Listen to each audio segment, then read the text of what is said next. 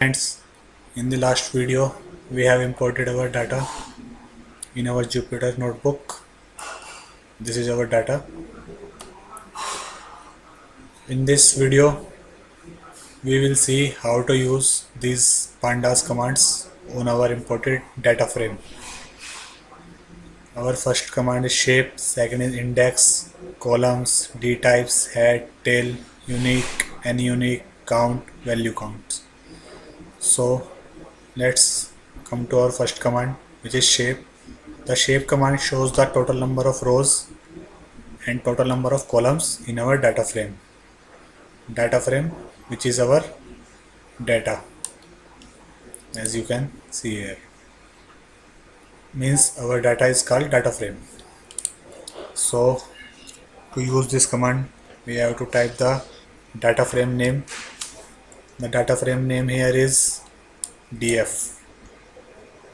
So df dot shape, and we will run this command.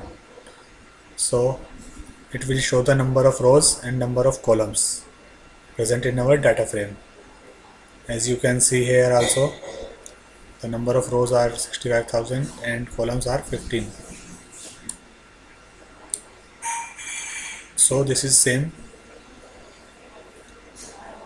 Now the second command is index. What is index? Index are these values. Index represent the corresponding rows, or we can say records. Rows and records are same thing. So then to use this command we will write df dot index and run.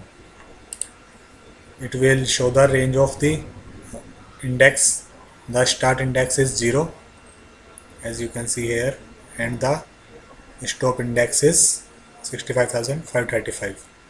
The stop index is always +1 than the actual index. You will learn more about it later. And the step is 1. Step 1 means there is a jump of 1 unit between every row or records. Now the third command is column. This command shows the name of each column present in our data frame. To use this command we will write df dot columns.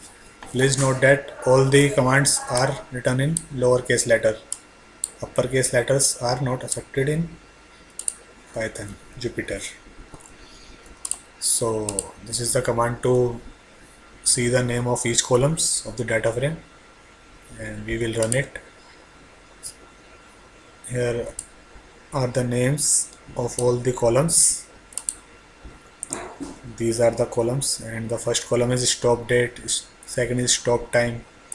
Then here also first column is stop date, second is stop time, and if we go to our last column, it's trucks related stops, and here also the last column is trucks related stops. There are total 15 columns: 1 2 3 4 5 6 7 8 9 10 11 12 13 14 15. Alright, here also 15 columns total. Our next command is d types. D types means data types.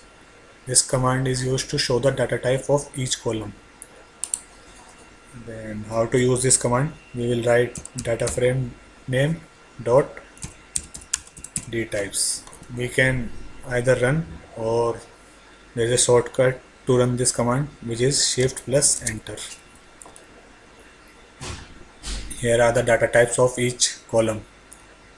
The data type of first two columns are object.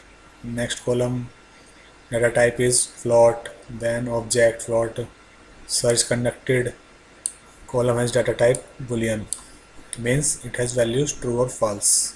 As you can see here, search conducted, it has values true and false. The date time column has data type object here. Note the date time data type. We will convert it to date time data type later as per our requirement. So these are the data types of all 15 columns. You can see here. So our next command is head.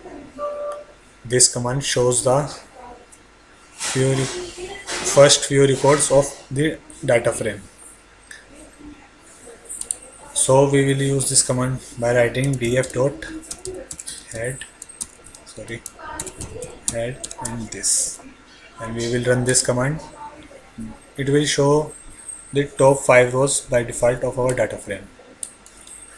By default, top 5 rows are shown by using the head command. We can see the top 3 rows by writing 3 here and run. Top 3 rows are being shown. We can also see top 7 rows and run.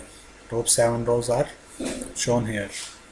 Similarly, there is a tail command which is used to see the last few records of our data. By default, it also shows 5 last rows. Then the syntax of this command is df dot last. We will run this command. Df dot tail. These are the last 5 records of our data frame. As you can see, these are the last 5 records of our data frame. We can also write 3 here to see the last 3 rows of our data frame and run. These are the last 3 rows of our data frame. We can also write any value here. Maybe write 13, then run. These are the last 13 rows of our data frame.